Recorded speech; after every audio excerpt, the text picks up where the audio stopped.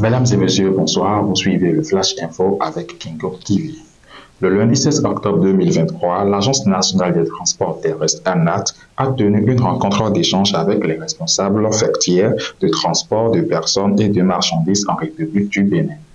La rencontre avait pour principal sujet le transport mixte et ceci a été pour l'ANAT l'occasion d'annoncer aux acteurs du secteur des transports la répression du phénomène conformément aux exigences de la CEDEAO. Cette décision a été diversement appréciée dans le rang des conducteurs.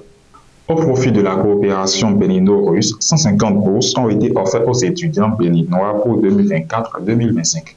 Les étudiants béninois vont bénéficier de 150 bourses d'études supérieures pour le compte de l'année académique 2024-2025. Elles sont offertes par le gouvernement de la Fédération de Russie. L'annonce a été faite dans un communiqué rendu public par le ministère de l'Enseignement supérieur et de la Recherche scientifique, MESRS, le lundi 23 octobre 2023. La DGI exhorte les uns et les autres à la mention du numéro IFU sur les factures normalisées. Les factures normalisées lors des transactions entre entreprises devraient nécessairement comporter l'IFU du client. C'est un appel du directeur général des impôts, Nicolas Yenoussi, à travers une note circulaire en date du 20 octobre 2023. En économie, un nouveau programme de coopération vient de s'établir entre le Bénin et la Belgique. Le dit programme verra le jour en novembre 2023 entre le Bénin et la Belgique pour la période 2023-2028.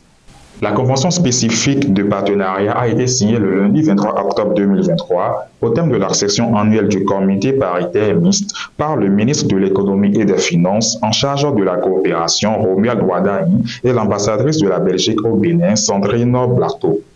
Déférant aux dispositions de l'article 281 de la loi 2021-14 du 20 décembre 2021 portant code de l'administration territoriale, le préfet du département du Mono, Bienvenu Mélorin, a démarré sa tournée statuaire le 17 octobre 2023. La commune de Comé a été donc sa première escale.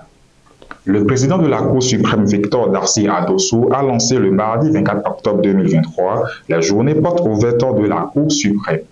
C'était en présence d'une forte délégation de députés conduite par le premier vice-président de l'Assemblée nationale, Barthélémy Kassa.